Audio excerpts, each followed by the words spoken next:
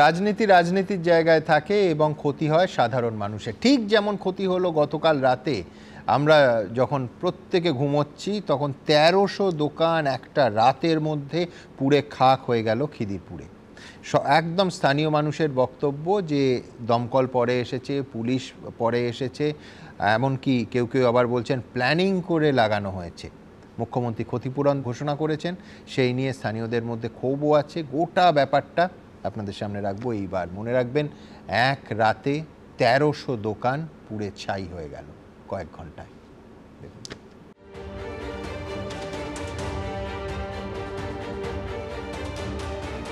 কলকাতায় ফের ভয়াবহ অগ্নিকাণ্ড। খিদিরপুরের অরফানগঞ্জে বিধ্বংসী আগুনে এক রাতে পুড়ে ছাই হয়ে গেল প্রায় ১৩০০ দোকান। দমকলের বিরুদ্ধে দেরিতে আসার অভিযোগ তুলে ক্ষোভে ফেটে পড়লেন ব্যবসায়ীরা। একটার সময় আগুন লাগে, দমকল এসেছে ৩টের সময়। স্থানীয়দের দাবি, রবিবার রাত ১টা নাগাদ প্রথমে মাখনপট্টিতে আগুন লাগে। মুহূর্তের মধ্যেই আগুনের লেলিহান শিখা ছড়িয়ে পড়ে আশপাশের দোকানে। মশলা, তেল সহ বিভিন্ন দাহ্য বস্তু থাকায় গোটা বাজারই আগুনের গ্রাসে চলে যায়। খিদিরপুর বাজার, এই হচ্ছে বাজারের অংশ। পিছনের দিকটা হচ্ছে ফলপট্টি। সেখানে কিন্তু একটার কিছু পরে আগুন লাগে এবং যেটা অভিযোগ সেটা হচ্ছে যে দমকল দেরিতে এসেছে, এমনটাই কিন্তু অভিযোগ। ওয়াটগঞ্জ থানা ফোন ধরেনি, অর্ধেক গাড়িতে জল নেই। আমরা গঙ্গায় জোয়ার ছিল, পাম্প লাগিয়ে জল তুলতে বললাম, পাম্পে তেল নেই, অজুহাত দেখালো। পাম্প লাগিয়েছে, তেল নেই, তারপর তেল আনতে দৌড়েছে। এই ভোর 5:30 6টার সময় তেল এনে তারপরে পাম্পে জল তুলেছে। শহরে গাড়ি আসতে গেলেও তো সময় জায়গা লাগবে, তো একটা গাড়ি আসতে গেলে সময় লাগবে। তো আমাদের তো ওয়াটগঞ্জ থেকে গাড়ি এসছে, হেড অফিস থেকে গাড়ি এসছে, গার্ডেন রিচ থেকে গাড়ি, যেখান থেকে পাড়া যেছে তত গাড়ি চলে এসছে। আর আমাদের লোকেদের জীবন বিপন্ন করে কাজ করে। অগ্নিকাণ্ডের নেপথ্যে ষড়যন্ত্র রয়েছে বলেও বিস্ফোরক অভিযোগ তুলেছেন ব্যবসায়ীদের একাংশ। খিদিরপুরের অরফানগঞ্জ বাজার এখনো পর্যন্ত কিন্তু জ্বলছে। রাত 1টা থেকে সেই আগুন এখনো পর্যন্ত সম্পূর্ণ নিয়ন্ত্রণে আনা সম্ভবপর হয়নি। তাদের বক্তব্য, এই অগ্নিকাণ্ড কিন্তু ঘটানো হয়েছে, এই অগ্নিকাণ্ড পূর্ব পরিকল্পিত। प्लानिंग है सर। क्या लगता है, देखिए रेड जो है, जो इतना क्या लगता है कि रेड जो इतना गल के जो दब गया है, सो क्या मैंने कि ऐसे ही हो जाएगा, छोटा मोटा आग से हो जाएगा क्या? ये कहीं ना कहीं कोई साजिश है। কেন আগুন লেগেছে বা কি কারণে হয়েছে, কি অসুবিধা হয়েছে, সেগুলো নিশ্চয়ই দেখা হবে, নেসেসারি স্টেপস নেওয়া হবে। দুপুরে ঘটনাস্থলে যান মুখ্যমন্ত্রী। পুড়ে যাওয়া বাজার নতুন করে তৈরির জন্য আপাতত অন্য জায়গায় দোকান সরানোর কথা ঘোষণা করেন তিনি, কিন্তু তার সামনেও ক্ষোভ উগরে দেন ব্যবসায়ীরা। আজকে আমার বাবার বয়স হচ্ছে 82, সে বসে রয়েছে এখানে, তাহলে সে কিভাবে কি চলবে, কালকে সংসারটা কিভাবে চলবে? এই শোনো, আগুনটা তো আমরা লাগাইনি, এসে তোমাদের নিজেদের অব্যবস্থার জন্য আগুনটা লেগেছে। তুমি টেম্পোরারি দোকান করছো তো, তোমাদের টেম্পোরারি করে দেওয়া হচ্ছে তো একটা জায়গায়। কতক্ষণ লাগবে? 6 মাস লাগবে। কে বলেছে তোমায়? আমি বলছি 3 মাস লাগবে। তুমি সব ঠিক করবে? মুখ্যমন্ত্রী ঘটনাস্থল ছাড়ার পর ক্ষোভে ফেটে পড়েন ব্যবসায়ীরা। पैसा दे रहा है या भीख दे रहा है? पैसा दे रहा है या भीख दे रहा है? पैसा दे रहा है या भीख दे रहा है? ওই দোকান আমরা কোনো শিফটিং নেব না, আমাদের ওই জায়গা দোকান বানিয়ে দিতে হবে। এক রাতে ছাই হয়ে গেছে রোজগারের সম্বল। এবার ঘোর অনিশ্চয়তার মুখে হাজারের বেশি পরিবার। সুকান্ত মুখোপাধ্যায়, হিন্দোল দে ও সত্যজিৎ বৈদ্যের রিপোর্ট, এবিপি আনন্দ। ফায়ার সার্ভিসের প্রাক্তন ডেপুটি ডিরেক্টর উদয় অধিকারীর কাছে যাব। উদয়বাবু, আমি প্রথমে জানতে চাইব যে এই কিছুদিন আগে 1 মে মেছুয়াপট্টিতে 14 জন মানুষ ঋতুরাজ হোটেলে আগুন লেগে মারা গেলেন। মানে ফায়ারের নিয়মকানুনের তো কেউ তোয়াক্কা করছে না। এইটা হচ্ছে কর্পোরেশনের মার্কেট, সরকার অধিগৃহীত মার্কেট। সেখানে ইনফ্যাক্ট 4 বছর আগে কর্পোরেশন তার অধিকার নিয়েছে, অধিগ্রহণ করেছে। আমি বলছি তারপরেও এই রকম আগুনে, মানে ফায়ার সেফটি মেজার তো তার মানে একদম আইন আছে, আইনের জায়গায় কিন্তু কেউ মানেন না এবং না মানার জন্য কারো শাস্তিও হয় না। আপনি মানবেন?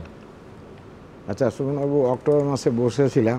হ্যাঁ নিশ্চয়ই, কথাগুলো নিশ্চয়ই আপনার মনে আছে, একদম কি বলে গেছিলাম। হ্যাঁ, মানে কিছু মনে করবেন না, আমি রিপিটও চালিয়ে দিতে পারি। মানে আমরির পর আমরা রাজ্যবাসী প্রত্যেকে শুনেছিলাম যে নিয়মিতভাবে সব হাসপাতালে ফায়ার অডিট হবে, ফায়ার সেফটি সিকিউর করা হবে। আমরির ঘটনা হয়েছে 9 ডিসেম্বর 2011, আজ থেকে 13 বছর আগে। আমরা 13 বছরেও তাহলে শিক্ষা নিলাম না? লেফট ফ্রন্টের আমলে 2003 সালের পাস করা আইন, কবে ওরা পাওয়ার থেকে গেছে? 2009 বোধ হয়, 2011 হয় They have passed the section. They have amended the law. Why they did not implement? After amending the law, they realized that if we implement this thing, our cut money shall be reduced, corruption shall be reduced. হলো same thing is happening right now. মানে আমি কেন বলছি যে কোনো কিছু কোনো কিছু পরিবর্তন হয় না, হয় না তো। একটু কারণটা যদি কেন হয় না, দেখুন একটা আগুন হলে আমি ওই প্রসঙ্গে যাচ্ছি না, অক্টোবরের একটা কথাও মেনশন করছি না, ঠিক তার বাইরে যেগুলো লুপহোলস। একটা আগুন লাগলে গাড়ি পাঠাতে হবে, ঠিক গাড়ি পাঠাতে গেলে গাড়ির কি দরকার, মূলত এফইউডি দরকার। একদম ড্রাইভার আর এফইউডির মধ্যে আমার ডিপার্টমেন্টে একটা বেসিক ডিফারেন্স আছে। আচ্ছা, অন্য যেমন common driver they use to drive the vehicle, আমার ফাইটিংয়ের জন্য যে ড্রাইভার স্পেশালি ট্রেন, তাকে যদি একদম বিভিন্ন রকম এক তো মানে scarcity you cannot imagine as per the vacancy, existing vacancy, that is one point.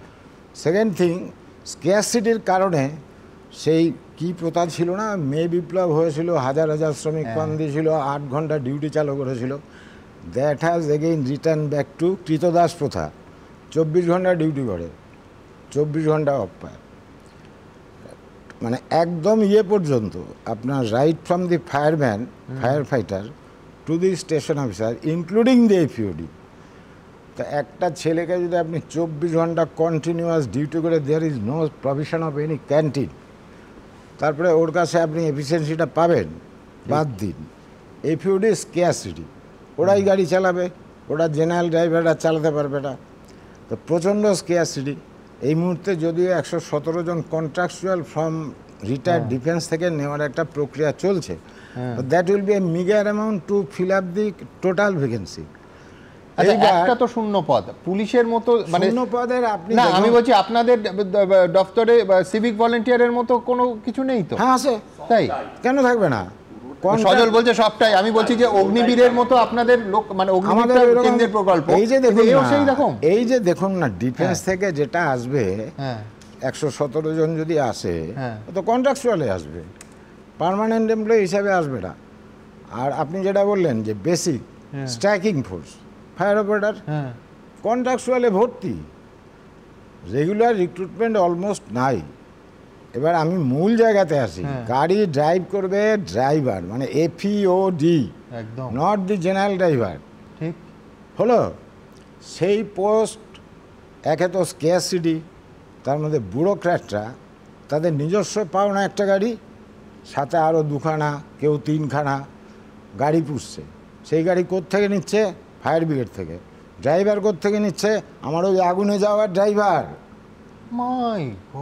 কেন ইমাজিন, আমি গতবার স্টুডিওতে বসে আপনাকে directly the then ACS, I don't have any hesitation to mention the name, Manoj Agarwal, আপনার স্টুডিওতে বলার 3 মাসের মধ্যে he was transfer from my department.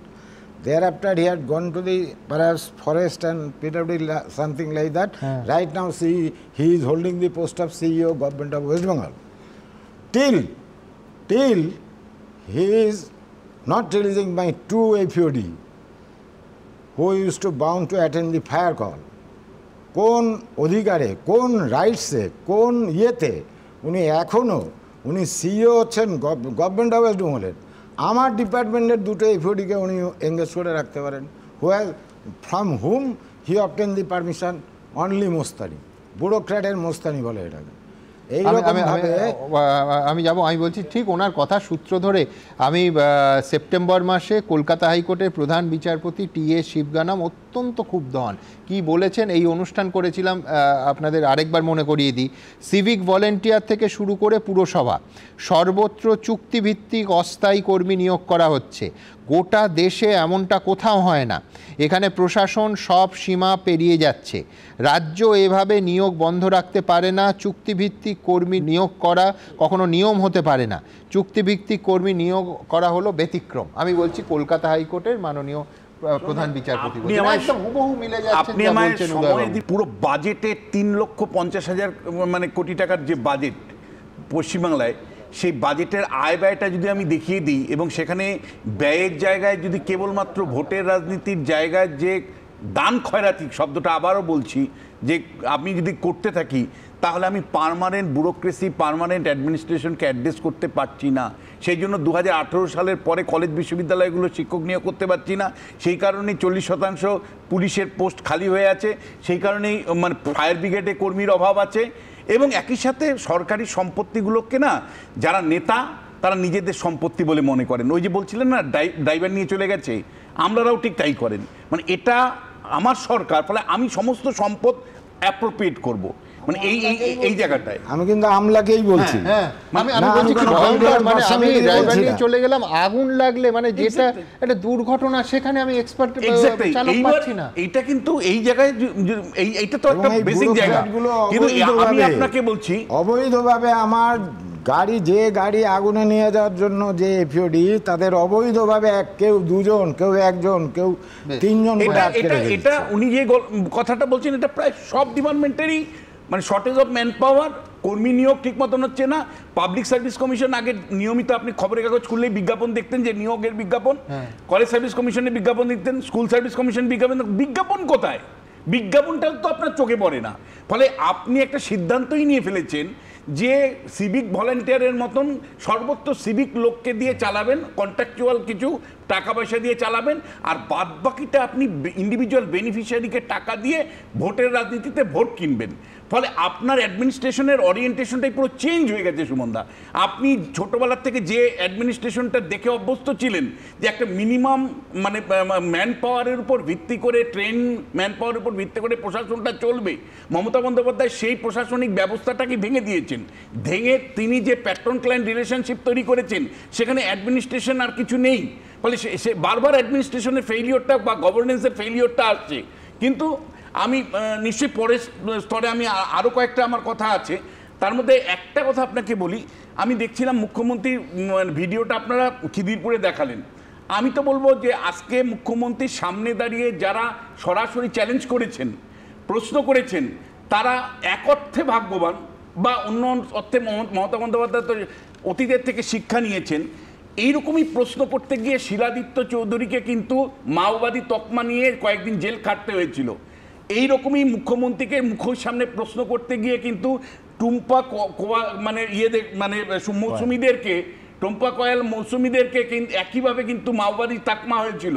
আমি জানি না যে মমতা বন্দ্যোপাধ্যায় খিদিরপুরে যারা প্রশ্ন যেভাবে করলেন, তারপরে উনি রিয়াক্ট করেননি, হয় ভোট ব্যাংকের জন্য করেননি, আর না হলে উনি অতীত থেকে শিক্ষা নিয়েছেন, ভালো হয়েছেন, ভালো হয়ে উনি আজকে ওদেরকে মাওবাদী বলেননি। কিন্তু একই সাথে সুমনদা প্রশ্ন আসছে যে এই খিদিরপুরের যা বামেরা যেটা 2011 সালেও রেখে গেছিল যে ধরনের দোকানপাট, দিনের পর দিন আপনি বাড়িয়েছেন, লোককে বসিয়েছেন, টাকা তুলেছেন, লোককে বসিয়েছেন, টাকা তুলেছেন, লোককে বসিয়েছেন, টাকা তুলেছেন। ফলে যত লোক বসাবেন, যত ঘিঞ্চি করবেন, যত মানে এনক্রোচমেন্ট করে লোকের অ্যাকোমোডেশন করবেন, একদিকে ভোটের রাজনীতি, আরেকদিকে নেতাদের পকেটের পয়সা ঢুকবে এবং হপ্তা ঢুকবে।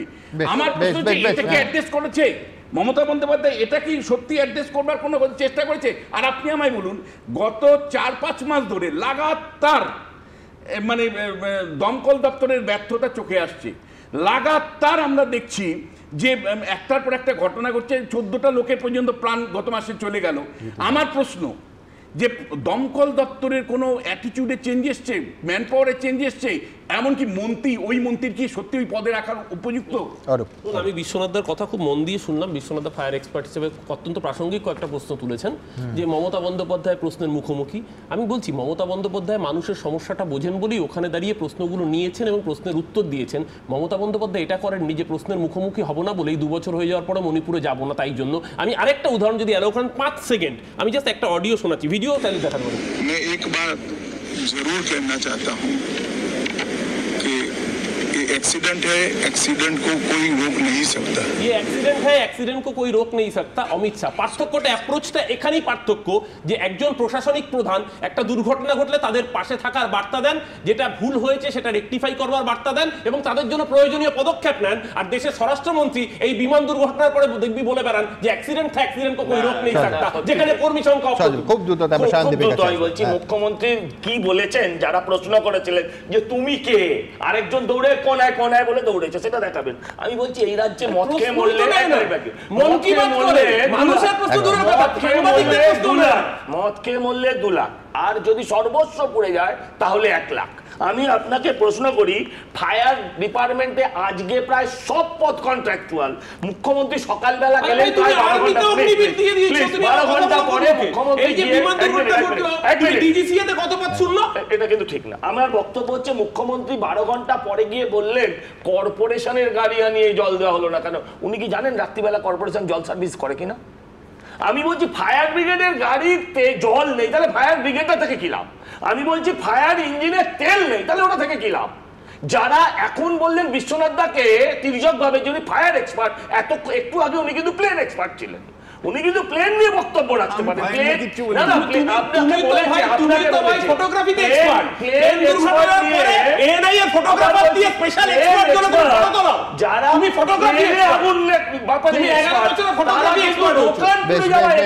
আমি সায়নদীপের কাছে যাবো। সায়নদীপ, নিঃসন্দেহে এক্ষুনি অরূপ বাম আমলের কথা বলবে, নন্দরাম মার্কেট, স্টিভেন কোর্ট, প্রচুর। আমি বলছি যে আগুন নেভানোর ক্ষেত্রে যেটা দেখা যাচ্ছে, এক তো নেভানোর ব্যর্থতা, 2 হচ্ছে পুলিশ, পুরসভা, ফায়ার ব্রিগেড তারা চোখ বন্ধ করে থাকছে। আজকে বলো কলকাতায় কর্পোরেশনের মার্কেটগুলোর যা অগ্নি নির্বাপন ব্যবস্থা, কোনটা একটা আগুন মোকাবিলা করতে পারবে? আজকে রাতের অন্ধকারে লেগেছে বলে ফরচুনেটলি আমি বলবো যে দিনের বেলা লাগলে কত মানুষ হতাহত হতো কেউ জানে না। 1300 দোকান মুহূর্তের মধ্যে পুরো ছাই হয়ে গেল। শুরুতে আপনি পুনের ব্রিজ ভাঙার ঘটনা নিয়ে বলছিলেন, মানুষের মৃত্যুতে দুঃখ প্রকাশ করেও বলি যে তৃণমূল আর বিজেপির সম্পর্কের ব্রিজটা কোথাও ভাঙেনি। এখন হলো আগুনের ব্যাপারে কোনটা দুর্ঘটনা আর কোনটা ঘটনা, এই দুটোর মধ্যে পার্থক্য করতে হবে। এখানে আগুন লাগেনি, এখানে আগুন লাগানো হয়েছে। এই 1 মাস আগেই বড়বাজারে 2 শিশুসহ 14 জন মানুষ মারা গেল আগুনে পুড়ে, কোনো তদন্ত হলো না, কোনো অপরাধী শাস্তি পেল না। যাদের ল্যাপসেস হলো তাদের বিরুদ্ধে কোনো অ্যাকশন হলো না, এমনকি মন্ত্রী সে বহাল তবিয়াতে রয়ে গেল। টার্গেট দেখবেন বিভিন্ন সময় আগুন লাগছে বস্তিতে থাকা গরিব মানুষ, আর না হলে এই ধরনের গিঞ্জি বাজার জমি হাঙর, যারা তৃণমূলের ঘরে 75-25 কাটমানির টাকা পাঠায়, তারাই এই ধরনের গোটা পরিকল্পনার সঙ্গে যুক্ত। আপনি একটু আগে বলছিলেন যে কর্পোরেশন ওটা হ্যান্ড ওভার করে, ওটা অ্যাকোয়ার করেছে, অ্যাকোয়ার করেনি। সরকারি জমি ব্রিটিশ আমল থেকে ওখানে বাজার বসে, আর সেটা কর্পোরেশনের হ্যান্ড ওভার হয়ে গেল। কি করে হয়ে গেল? 2টো বিধানসভা, একটা হলো মেয়রের বিধানসভা, একটা হলো মুখ্যমন্ত্রী বিধানসভা। এই মেয়র তৃণমূল চালু করেছিল 1 পোস্ট একটাই পদ, একটাই মানে নেতা, আর এখন দাঁড়িয়ে সেই মেয়র, তিনি মেয়র, আবার তার সঙ্গে একাধিক মন্ত্রী, তার মধ্যে এই জমির মালিকানার মন্ত্রিত্ব আছে তার। কখন এ হাত ও হাত করে এই বেহাত হয়ে গেল এই জমি আমরা কেউ জানি না। ওখানে শোনা যাচ্ছে যে একটা বিরাট অনেকদিন ধরেই মাল্টি স্টোরিড বিল্ডিং করার পরিকল্পনা হচ্ছে, এবং মেট্রো স্টেশন যেহেতু ওখানে তৈরি করার একটা প্ল্যানিং আছে, সেই মেট্রো স্টেশনকে কেন্দ্র করে ওই জমির এখন বহু মূল্য। সেই কারণে সারা রাত ধরে এই জমি হাঙররা আগুন লাগানোর ব্যবস্থা করেছে। প্রশাসন, পুলিশ, ফায়ার ব্রিগেড তাকে মদত দিয়েছে। 3 ঘন্টা ফায়ার ব্রিগেড আসেনি, আপনাদের চ্যানেল দেখলাম। পুলিশ 100 ডালে ফোন করার পর ফোন ধরেনি, ন্যাকামা হচ্ছে। এসে বলছে যে জল নেই, ফায়ার ব্রিগেডের গাড়ি জল নেই। বাসিন্দারা বলছে আদিগঙ্গা থেকে জল তুলুন, বলছে জল তোলার জন্য পাম্পের জন্য তেল নেই, সেই তেল এনে ভোরবেলা আগুন নেভানোর ব্যবস্থা হলো। আর এই ফায়ার ব্রিগেড, আমাদের বলছিলেন ফায়ার ব্রিগেড আধিকারিক, এটা একটা ঘুঘুর বাচ্চা, ওখানে একটা নাম আছে কি এফপি, সিভিক সমস্ত ফায়ার অপারেটর দিয়ে এই ফায়ার ব্রিগেড গুলো চলছে। তাদের না আছে ট্রেনিং, না আছে তাদের কোনো বিশেষজ্ঞতা। উনি বলছিলেন ড্রাইভারের কথা, যাদেরকে অফিসার পোস্টে আপগ্রেড করা হচ্ছে তাদেরকেও ড্রাইভার হিসাবে গাড়ি চালাতে বাধ্য করা হচ্ছে, এবং বাকি সবটা নন ট্রেন লোককে দিয়ে ফায়ারের মতন একটা সিরিয়াস জায়গা সেখানে ডিল করা। আমার কথা হলো যে এই ফায়ার ব্রিগেডের নিয়োগ নিয়ে কি ধরনের দুর্নীতি হয়েছে, কি চুরি হয়েছে, চাকরি বিক্রি হয়েছে, এগুলো সব আমাদের জানা আছে। আর মুখ্যমন্ত্রী ওখানে 4 কোটি টাকা খরচা হবে, মানে ক্ষতি হলো, বললো 1 কোটি টাকা। আমি যে মুখ্যমন্ত্রী এই জমি হাঙরদের পিছনে আছেন, সেই কারণে আজকে মুখ্যমন্ত্রী আরেকটা কথা বলেছেন না, এক সেকেন্ড, সেটা হচ্ছে মুখ্যমন্ত্রী বলেছেন, এক সেকেন্ড সজল, যে সায়েন্টিফিক বাড়ি ওখানে হবে। আমার বক্তব্য এর আগের বাড়িগুলো কি আনসায়েন্টিফিক ছিল? আমি বাইকে শুনেছি। যে গতকালকের ঘটনা, দেখুন খারাপ ঘটনা, দুঃখজনক ঘটনা, সুজিত বসু কালকে থেকে অন স্পট রয়েছেন, আজ সকাল থেকে অন স্পট রয়েছেন।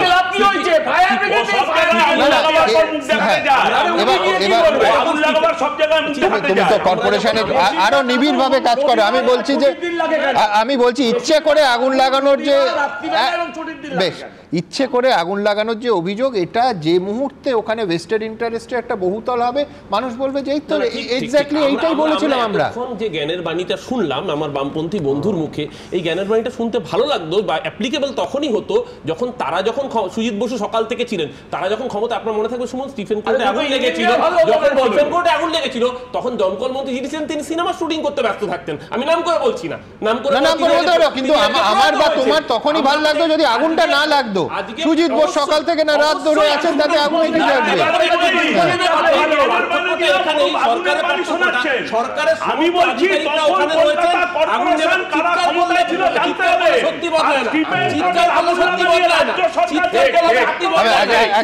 এখনো পর্যন্ত একবার সুযোগ পেয়েছেন, বেশ বেশ বেশ বেশ, কিন্তু কিন্তু কিন্তু তার আগে আসার আগে দ্রুত একবার 14 জনকে এই ঋতুরাজ হোটেলে, আবার বলছি 1 মে আমরা হারিয়েছি, পর পর ঘটনা প্রবাহ দেখুন। বারবার অগ্নিকাণ্ড,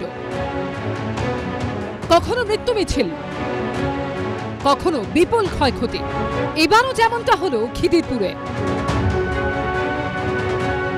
ফেলিয়ার অফ গভর্নমেন্ট, কোনো এখানে কোনো ব্যবস্থা নেই।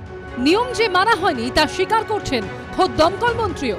দোকানও প্রচুর আছে, যাদের ঠিকভাবে দোকান করাটাও ঠিক, তারাও ঠিক মতো অনেক সময় করে না।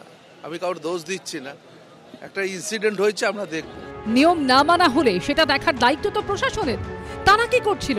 এর আগেও একাধিক অগ্নিকাণ্ডে উঠেছে গাফিলতির অভিযোগ। গত বছর 18ই অক্টোবর শিয়ালদা ইএসআই হাসপাতালে আগুন লাগে, ধোঁয়ায় দমবন্ধ হয়ে এক রোগীর মৃত্যুর অভিযোগও ওঠে। হাসপাতাল কর্তৃপক্ষ জানায় 2022 সালে শুরু হওয়া অগ্নি সুরক্ষার কাজ তখনও শেষই হয়নি। 29 এপ্রিল বড়বাজারে ঋতুরাজ হোটেলে বিধ্বংসী আগুনে শেষ হয়ে গেছে 14 জনের প্রাণ। তারপর রুফটপ রেস্তোরাঁগুলো নিয়ে তৎপর হয় কলকাতা পুরসভা। এরপরও 20 এপ্রিল পাথুরিয়া ঘাটা স্ট্রিটের 3 তলায় কাপড়ের গুদামে অগ্নিকাণ্ডে দমবন্ধ হয়ে মৃত্যু হয় 2 জনের। 2 মে সল্টলেক সেক্টর 5-এর এক রাসায়নিক কারখানায় বিধ্বংসী অগ্নিকাণ্ড ঘটে, সঙ্গে ভয়ঙ্কর বিস্ফোরণ। চলতি মাসের শুরুতে ভবানীপুরের চক্রবেরিয়ার একটি হোটেলের কনফারেন্স রুমে মাঝরাতে আগুন লেগে যায়। সেই সময় হোটেলে ছিলেন প্রায় 50 জন, অল্পের জন্য রক্ষা পান তারা। প্রতিবারই আগুন লাগার পর তৎপর হয় প্রশাসন, নেওয়া হয় ব্যবস্থা, কিন্তু তারপরও অগ্নিকাণ্ড ঘটে কি করে? অগ্নিকাণ্ড রুখতে কমিটি তৈরি করেছে নবান্ন, রিপোর্টও জমা দেওয়ার কথা সেই কমিটির, কিন্তু তার মধ্যেই আরও একটা বিধ্বংসী অগ্নিকাণ্ড। কিছুদিন আগে আর একটা হয়েছিল, তখন আমি বলেছিলাম যে 2 মাস অপেক্ষা করুন, আর একটা হবে। আবার আজকে বলছি আরও 2-3 মাস অপেক্ষা করুন, আর একটা হবে। হয় অবৈধ বাজি কারখানাতে বোম ফাটবে, অথবা আগুন লাগবে কোথাও কলকাতা তার সংলগ্ন এলাকায়। আগুন হলেই তো এখন সন্দেহ হয়, যেভাবে জমি হাঙর এবং জমি দখল করছে, এবং সরকার নিজে মনিটাইজ করার নাম করে, কমার্শিয়াল এক্সপ্লয়েট করার নাম করে জমির দিকে কুদৃষ্টি দেখছে। কিছু যাদের টাকার কুমির, তারা এই টাকাকে জমিতে কনভার্ট করতে চাইছে, এবং তৃণমূল কন্ডুইট হয়েছে। অন্য রাজ্যে বিজেপিও করছে এটাই, দিল্লিতে তাই হচ্ছে। সোমবার খিদিরপুরে গিয়ে ব্যবসায়ীদের ঘাড়েই অব্যবস্থার দায় ঠেলে সতর্ক বার্তা দেন মুখ্যমন্ত্রী। आप भी ध्यान रखिए, जब आप इधर उधर बैठ जाते हैं तो कोई आग ना लगे, कोई खतरनाक कुछ ना हो, ये आप लोगों को भी देखना कर्तव्य है। কিন্তু সব দায়িত্ব কি সাধারণ মানুষের? প্রশাসনের কোনো দায়িত্ব নেই? প্রশ্ন উঠছে। আবির দত্ত, উজ্জ্বল মুখোপাধ্যায় ও রঞ্জিত সাউয়ের রিপোর্ট, এবিপি আনন্দ। সমাজে যদি সংখ্যা দেখেন, এই বছরের রাজ্য বাজেট বলছে যে বাম আমলে 109টা ফায়ার স্টেশন ছিল, এখন তৃণমূল আমলে সেটা 164টা।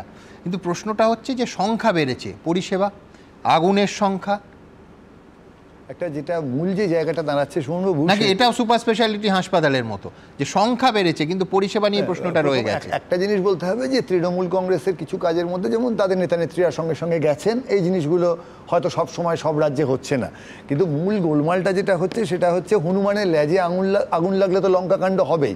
সেই হনুমানের লেজে আগুনটা কোত্থেকে লাগছে সেটা হচ্ছে যে মে দিবসের কথা উনি বলছিলেন সেখান থেকে আজকে মোটামুটি রাষ্ট্র ব্যবস্থা মে ডেতে পৌঁছে গেছে, সারাক্ষণ মে ডে কল। তার কারণ কি, ব্যবস্থার পরিবর্তন নিয়ে কেউ ভাবছেন না।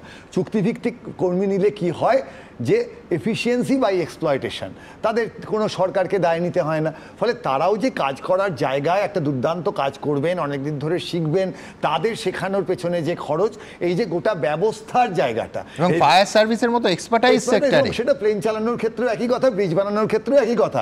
ধরুন মরবি ব্রিজ ভেঙে গেছিল বোধহয় 2022 সালের ডিসেম্বর মাসে, এবং সেখানে তৃণমূল বিজেপি তর্ক হলো, তারপর সাকেত গোখেল এমপি হয়ে গেলেন, কিন্তু ব্রিজ তারপর থেকে ভাঙতেই লাগলো।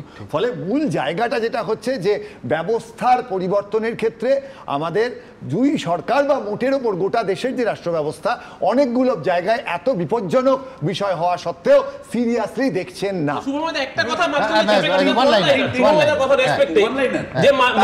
একটা লাইনই বলতে হবে, সেটা হলো যে দেখুন রাজ্য সরকার এই তদন্তটা কিন্তু করতে পারবে না। এই অভিযোগটা তো বারবার আসছে যে এই আগুনগুলো লাগার পেছনে রাতের অন্ধকারে লাগানো হচ্ছে এবং জমির মালিক মানে জমি দখল করবার জন্য। গরিব মানুষের রক্ত খেয়ে জমিগুলো দখল করো, এইটাই হলো মূল ব্যাপার। ফলে এটা কিন্তু আমি বলছি বিচার বিভাগীয় তদন্ত ছাড়া আমি সিবিআই ইডি কিচ্ছু চাইছি না, বিচারপতিদের মানে সিটিং বিচারপতিদের নিয়ন্ত্রণে তদন্ত এটা। আর জাস্ট আরেকটা লাইন আমি বলতে চাই, সুমন, আপনি দেখলেন মমতা বন্দ্যোপাধ্যায় যে ভোটের উপর ভিত্তি করে যেতে মানে সংখ্যালঘু মুসলিম ভোটাররা, আজকে কিন্তু মমতা বন্দ্যোপাধ্যায়ের মুখের সামনে বলে দিয়ে এটা প্রমাণ করলো যে ভাই তোমাকে আমরা টেকনিক্যাল কারণে ভোট দেই, বিজেপিকে হারানোর জন্য ভোট দেই বটে মমতা বন্দ্যোপাধ্যায়, কিন্তু তোমাকে আমরা পছন্দও করি না, তুমি নন গভর্নেন্সের জায়গা যে জায়গায় পৌঁছে গেছো তোমাকে পছন্দও করি না। আমি শুভময়দা একটা কথা রেফার করলো বলেই বলছি যে মারবি ব্রিজ ভাঙার কথা বললো, সাকেত গোখেলের কথা বললো, ভাবুন একটা কল ওয়েক আপ কল দেওয়ার জন্য তাকে জেলে পাঠিয়ে দিয়েছিল। পশ্চিমবঙ্গ অনেক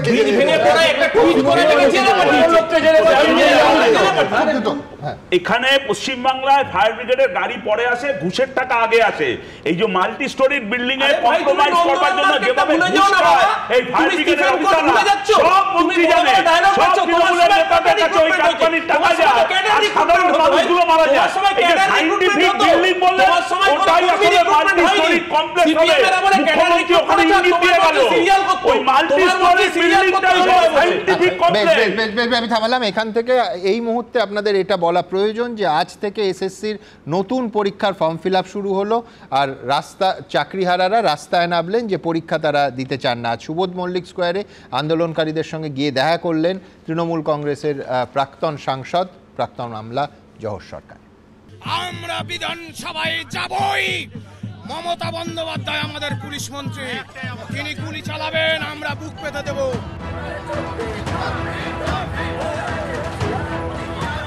সোমবার থেকে সরকারি স্কুলে নবম থেকে দ্বাদশ শ্রেণীর শিক্ষক নিয়োগের আবেদনের অনলাইন ফর্ম ফিল আপ শুরু হলো। আর এদিনও ফের আন্দোলনে রাস্তায় নামলেন চাকরিহারা শিক্ষক শিক্ষিকা ও শিক্ষাকর্মীরা। সুবোধ মল্লিক স্কোয়ার থেকে মিছিল, পুলিশের বাধা, রাস্তায় বসে স্লোগান, বাদ গেল না কিছুই। 22 লক্ষ ওএমআর শিটের মিরর ইমেজ প্রকাশ, যোগ্য ও অযোগ্যদের নির্ভুল তালিকা তৈরি। এসএসসি নিয়োগের নোটিশ ও গেজেট প্রত্যাহার সহ 5 দফা দাবিতে এদিন বিধানসভা অভিযানের ডাক দেন আন্দোলনকারীরা। বিধানসভা অভিযানে মূলত তাদের 5টা কারণ রয়েছে এবং সেই কারণ নিয়ে একেবারে তারা বিধানসভা অভিযানে ডাক দিয়েছেন। ধামসা মাদল নিয়ে আসা হয়েছে, ধামসা মাদল বাজিয়ে তারা একেবারে বিধানসভার দিকে রওনা হয়েছেন। রাজ্যবাসী এবং ভারতের সমস্ত লোকও জেনে গেছে যে এই সরকার কত বড় দুর্নীতি করেছে এবং আমাদের সাথে কত বড় অন্যায়টা হয়েছে। এদিন চাকরিহারাদের সঙ্গে দেখা করেন অবসরপ্রাপ্ত আমলা ও তৃণমূলের রাজ্যসভার প্রাক্তন সাংসদ জহর সরকার। আমি বুঝি না, যেখানে 2016-তে 22 লক্ষ প্রার্থীকে নিয়ে 2025 অবধি এত বড় খেলা চলছে, এত কোটি টাকার ঘুষ খাওয়া হয়েছে, সেখানে আজকে 26-এ পরীক্ষা দিয়ে 36 অবধি কি এই খেলা খেলবে? রানী রাসমণি অ্যাভিনিউয়ে বিশাল সংখ্যক পুলিশ আগে থেকেই মোতায়েন ছিল। এই দিন আন্দোলনকারীরা পৌঁছতেই মিছিল আটকে দেয় পুলিশ। চাকরিহারারা অনশন করছে, অবস্থান করছে, মিছিল করছে, আমরা তাদের প্রতি সংহতি জানিয়েছি। যারা যোগ্য মেধাবী যারা শিক্ষকতা করার কথা আজকে তৃণমূলের দোষে এবং দুর্নীতির জন্য তারা যখন চাকরি থেকে হারা তখন দাঁড়িয়ে তাদের পাশে আমরা দাঁড়িয়েছি। চালাকিটা তো দিদি করছে, চালাকি করে বাংলার শিক্ষিত সমাজের অর্থাৎ শিক্ষক শিক্ষিকাদের পথে বসিয়ে দেওয়ার ব্যবস্থা করলেন দিদি। তিনি যোগ্য লোককেও তার ভোটার রাখবেন, অযোগ্য লোককেও তার ভোটার রাখবেন। তিনি যারা পরীক্ষায় পাস করবে তাদেরকেও ভোটার হিসেবে ব্যবহার করবেন, যারা পরীক্ষায় ফেল করবে তাদেরকেও ভোটার হিসেবে ব্যবহার করবেন। আমি তো বলবো এই শিক্ষক কুলের এই দুর্গতি, দুর্ভাগ্য আমাদের দিদিকে স্পর্শ করতে পারে না। কিছুক্ষণ অবস্থানের পরে প্রথমে রাজভবন ও পরে বিধানসভায় যায় আন্দোলনকারীরা। অন্যদিকে সল্টলেকের সেন্ট্রাল পার্কে চাকরিহারাদের অপর অংশের অনশন এই দিন চতুর্থ দিনে পড়ল। 10 জন অনশন শুরু করলেও 7 জন আগেই অসুস্থ হয়েছিলেন। সোমবার আরও 3 অনশনকারী চাকরিহারা অসুস্থ হয়ে পড়েন, তাদের কলকাতা মেডিকেল কলেজে নিয়ে যাওয়া হয়। নতুন করে আরও 5 জন অনশন শুরু করেন। আন্দোলনকারী চাকরিহারা শিক্ষকদের এই অংশই আবার নতুন করে পরীক্ষা না দেওয়ার দাবিতে শিক্ষামন্ত্রী ও এসএসসি চেয়ারম্যানকে চিঠি দেন এই দিন। যত এখানে 26,000 যারা জবলেস রয়েছেন, আজকে প্রত্যেককে যোগ্য অযোগ্য সবাইকে আজকে মুখ বন্ধ করে রাখা হচ্ছে, কারণ এই বাংলায় হিটলারি শাসন চলছে, কাউকে মুখ খুলতে দেওয়া হচ্ছে না। এবং ক্ষমতার এত ঔদ্ধত্য 26-এ আজকে যাদের এই 26,000 পরিবারকে যাদেরকে উনি ধ্বংস করেছেন, হত্যা করেছেন, তারা তাদের 26-এ জবাব দেবে। সুপ্রিম কোর্টের নির্দেশের বাইরে কারোর কিছু করার নেই। শুধু এই যে করছেন বিভিন্ন, কেউ বলছে অনশন করব, কেউ বলছে পরীক্ষা দেব না, এর কোনো মূল্য নেই। ওদের প্রতি সহানুভূতি দেখিয়েও কেউ কিছু করতে পারবে না।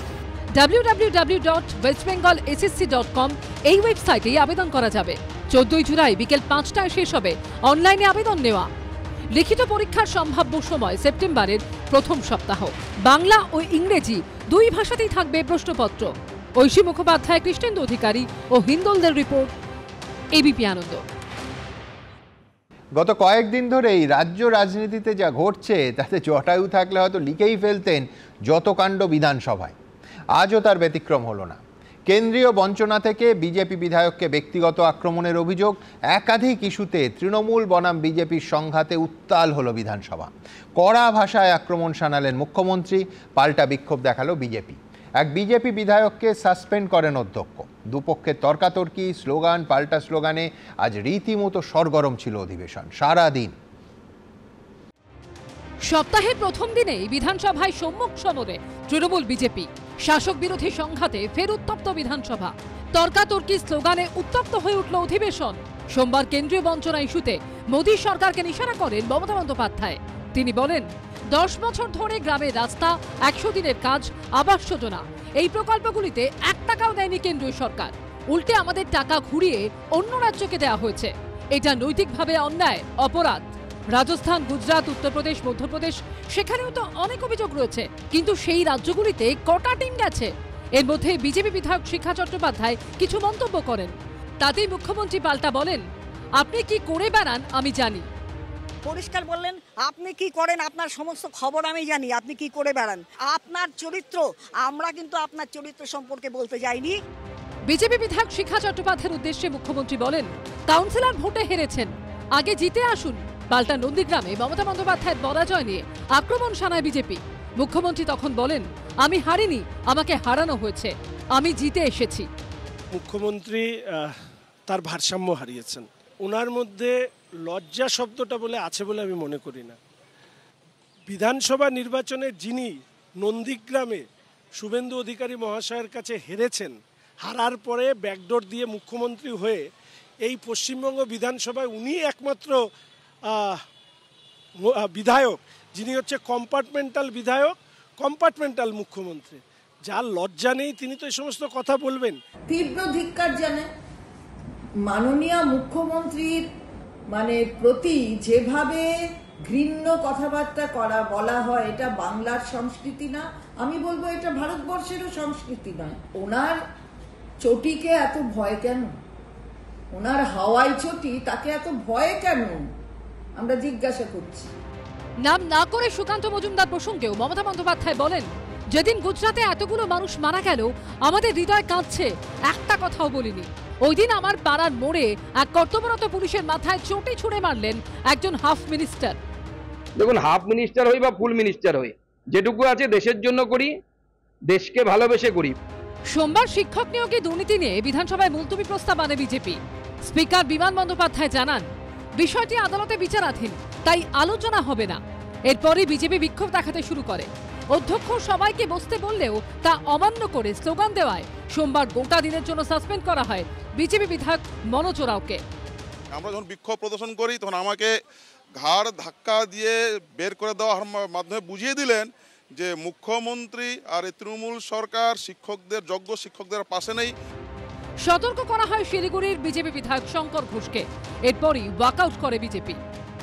এই যে ওয়াকআউট করে দেওয়া, চিৎকার চেঁচামেচি করা, মাননীয় মুখ্যমন্ত্রীর দিকে আঙুল তুলে যে সমস্ত শব্দ ব্যবহার করছেন, এগুলো আদৌ বাঞ্ছনীয় না। আজকে আমি বাধ্য হয়ে একজন মাননীয় সদস্যকে বহিষ্কার করতে বাধ্য হয়েছি, সাসপেন্ড করতে বাধ্য হয়েছি। সব মিলিয়ে শাসক বিরোধী চর্চায় সোমবার বিধানসভা ছিল উত্তপ্ত। আশাবুল হোসেন, উজ্জ্বল মুখোপাধ্যায় ও রঞ্জিত সাউয়ের রিপোর্ট, এবিপি আনন্দ।